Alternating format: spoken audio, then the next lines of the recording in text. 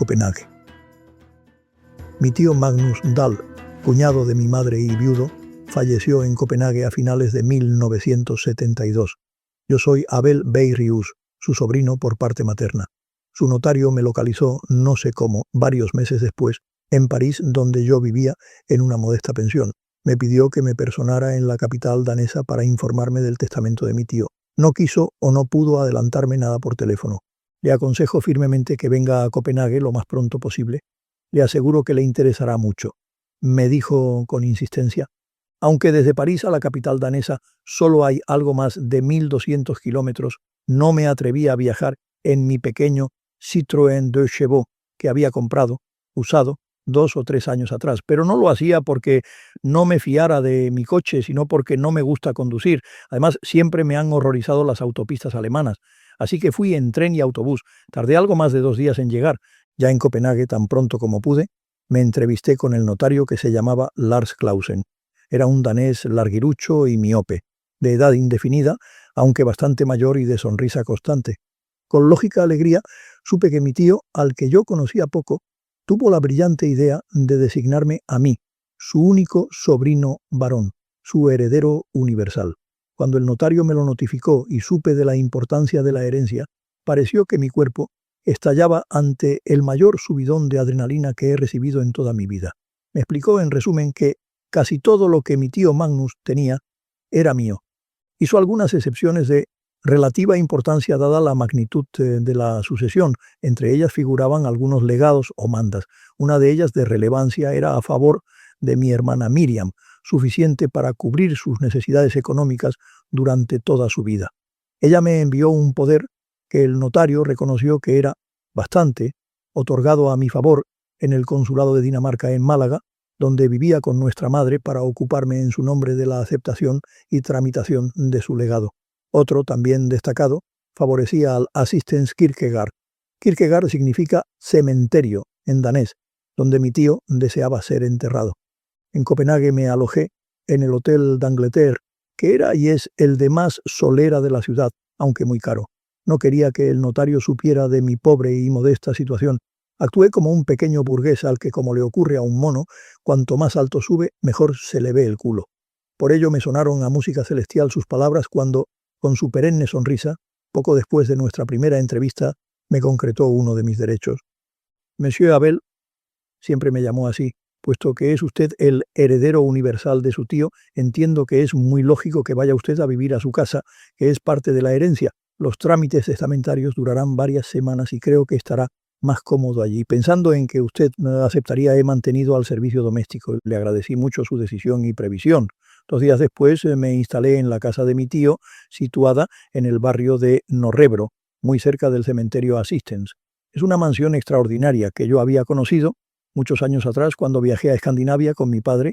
Pasé unos días en esa casa que entonces me pareció un castillo donde reinaba mi tío Magnus, del que guardaba una estupenda memoria. La residencia es extraordinaria tanto por su extensión, ubicación y construcción, como por las obras de arte que acoge, entre ellas muchos cuadros de pintores muy famosos, algunos de los cuales yo no conocía y he aprendido a apreciar. Pero lo que más me impresionó fue el majestuoso piano de cola Grotrian Steinweg de color negro pulido, situado al fondo del salón principal, en el que resplandecía como un gran señor. Me emocioné al levantar por primera vez su tapa y acariciar suavemente las teclas. Me recordó al viejo y modesto piano de pared que tenía en mi casa de Damasco, y que más tarde mi madre trasladó a El Cairo y luego a Málaga, en el que ella me enseñó los primeros pasos para llegar a tocarlo. Estaba desafinado, así que rogué al notario que localizara a un afinador para que pusiera a punto el magnífico piano. Cuando el experto fue a la casa y lo examinó, me aseguró que era un ejemplar excelente y que estaba hecho a mano, pieza por pieza. Días después, cuando desarrolló su trabajo y el maravilloso instrumento recobró su lozanía, pude recordar e interpretar más mal que bien, pero con emoción, las principales melodías que aprendí en mi niñez y en mi juventud. Había tenido muy pocas ocasiones de tocar un piano desde que terminé mi carrera de abogado y fui a ejercerla a Beirut. Fue una experiencia excepcional la de pulsar y acariciar las teclas del Grotrian y sentir su sonido y su resonancia. Recordé con cierta dificultad, el nocturno número 9 de Chopin, que mi madre nos hizo repetir docenas de veces a mi hermana y a mí, hasta que lo aprendimos, y que, a pesar de ello, amo. Siempre que estoy en Copenhague, casi todos los días me siento delante del piano que sigue reinando sobre mi gran salón e intento recordar y tocar las piezas y melodías que aprendí con mi madre en mi primera juventud. El notario me explicó que mi tío, Magnus Dahl, consiguió su enorme capital a base de mucha inteligencia, suerte y trabajo.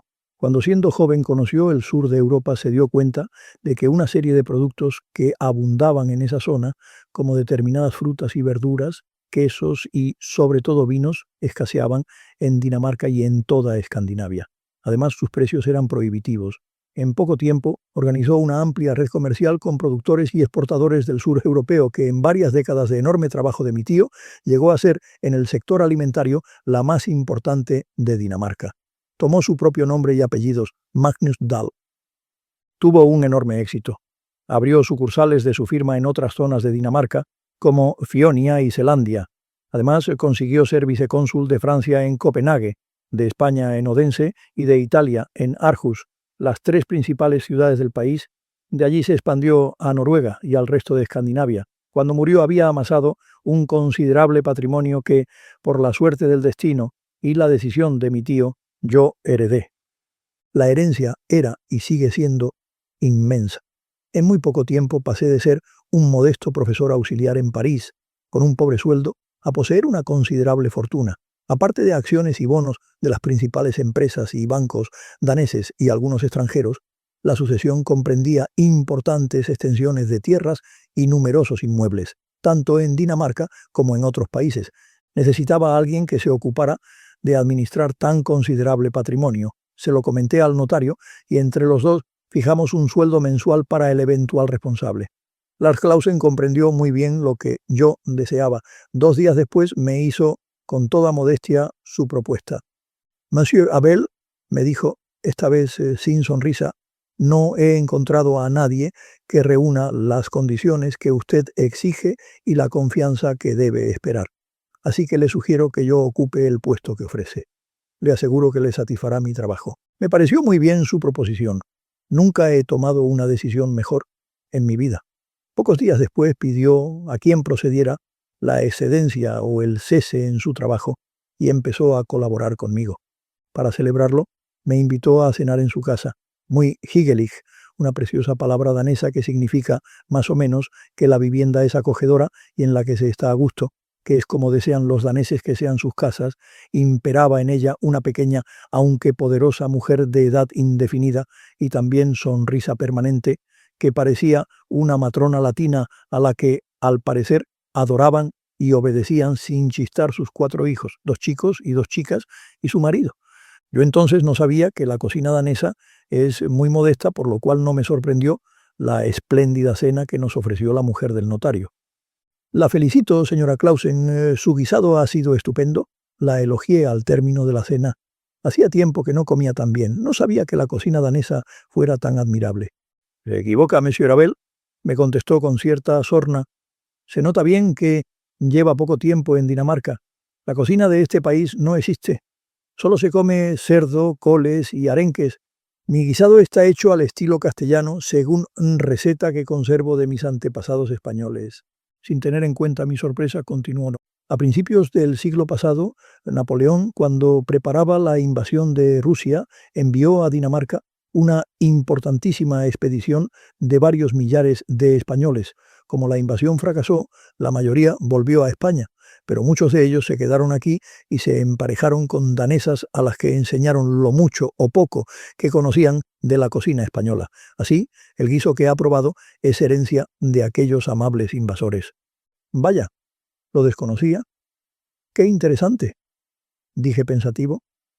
La intención de Napoleón era proteger a Dinamarca de los desembarcos británicos. Fue en 1807. Recuerdo la fecha porque me entretuve hace poco leyendo sobre esto, continuó ella, orgullosa de aportar más datos. La expedición la formaban, concretamente, unos 14.000 hombres al mando del marqués de la Romana y del mariscal Bernadotte. El mariscal Bernadotte, que luego fue rey de Suecia, comentó Soren, el hijo menor del notario. Esa expedición sufrió después muchos avatares debido a los enfrentamientos entre Napoleón y España, pero en Dinamarca se asentaron varios centenares de aquellos españoles. Como le decía, gracias a ellos ha disfrutado usted de esta comida. Terminó con una sonrisa. A partir de entonces reconocí entre los daneses a muchos que tienen rasgos españoles o latinos. El más conocido de todos es Uffe Ellemann-Jensen, que fue ministro de Asuntos Exteriores de Dinamarca. Por cierto, el apellido de la mujer del notario era Valiente, que en danés se pronuncia de tal forma que es imposible reconocerlo. Ni siquiera un español lo haría. La familia del notario era bastante corriente. Con excepción de Soren, que tendría entonces unos 20 años, los demás hijos eran, como sus padres, personajes sin ningún atractivo personal, intelectual o físico. Esto no significa que yo considerara al notario un hombre inferior. Al contrario, en su profesión era estupendo, pero sin ningún carisma. No sé por qué milagro Soren era y es distinto totalmente. Alto, con ojos azules, modesto como todo danés y con pelo negro azabache y rasgos latinos. Bellísimo. Además tiene gran inteligencia y mucho talento. Desde que lo conocí siempre lo he visto como alguien especial rodeado de un halo que no sabría definir. La fortuna inesperada que me había ido a buscar cambió en poco tiempo todos mis planes. Yo había conseguido, después de muchos esfuerzos, formar parte de una école juridique dependiente de la Universidad Parisina de la Sorbona y ocupar una modesta plaza de profesor auxiliar de Etudes Proche Oriental. El claustro había apreciado mi doble ascendencia francesa y siria y mis conocimientos del derecho y la cultura del Extremo Oriente. Esta era la temática básica de mi asignatura. También seguramente tuvo en cuenta la experiencia que conseguí en el ejercicio de la abogacía en Beirut. Por supuesto, mi perfecto conocimiento del árabe clásico moderno me ayudó mucho. Sin embargo, a pesar del apego que tenía a mi puesto en la Sorbona, decidí, al menos durante algún tiempo, renunciar a él. Asimismo, después de una larga y sesuda reflexión, llegué a la conclusión, sin consultar al pequeño equipo que yo dirigía, de que el estudio que había iniciado sobre la interrelación entre el derecho romano y el islámico no despertaba ni mucho ni poco entusiasmo académico, progresaba muy poco. La conclusión más clara fue que una buena parte de los estudiosos que me ayudaban consideraban que el derecho islámico no había recibido influencia alguna del romano. Aquellos eran, en su mayoría, musulmanes.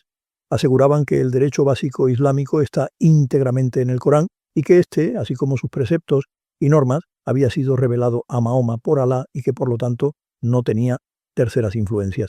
Pero otros tantos pensaban en parte lo contrario. Eran occidentales en su mayoría de formación cristiana. En definitiva, lo dicho, no progresábamos. Otra idea que me rondaba la cabeza tenía que ver con los judíos. Toda mi vida me ha interesado este grupo étnico.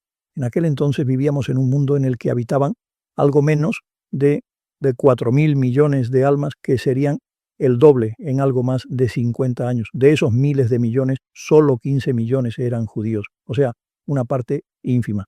Esta pequeñísima minoría tiene una desproporcionada fuerza económica, técnica y espiritual y una enorme influencia política en todo el mundo. Tenía ganas de indagar y conocer cuál es la causa de tanto poder que no solo es actual, sino que se ha mantenido a través de los siglos. Pensé y leí mucho sobre este tema que yo denominaba el enigma judío, pero no llegaba a dominar su planteamiento. Cuando tuve ocasión de viajar a Israel pude, sobre el terreno, reflexionar acerca de este tema. Decidí rechazarlo por la enorme dificultad que suponía abordarlo, pero la idea siempre me bulle en la cabeza. Pensé en dedicarme a otro proyecto que me apasionaba mucho desde mis años de juventud en Damasco. Se trataba de la forma en que, según mi opinión, los países de Occidente habían oprimido, humillado y saqueado a los países del Oriente Próximo a lo largo de la historia. Pretendía también exponer la herencia cultural de todo tipo que Occidente ha heredado de aquellos países y de la que se ha beneficiado.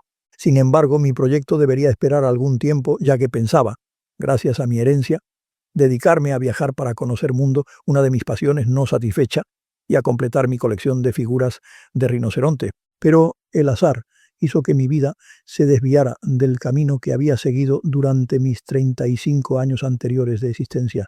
Intento exponer en este escrito todo lo que me pasó desde entonces. Se inició en el cementerio Assistens cuando conocí a Alba.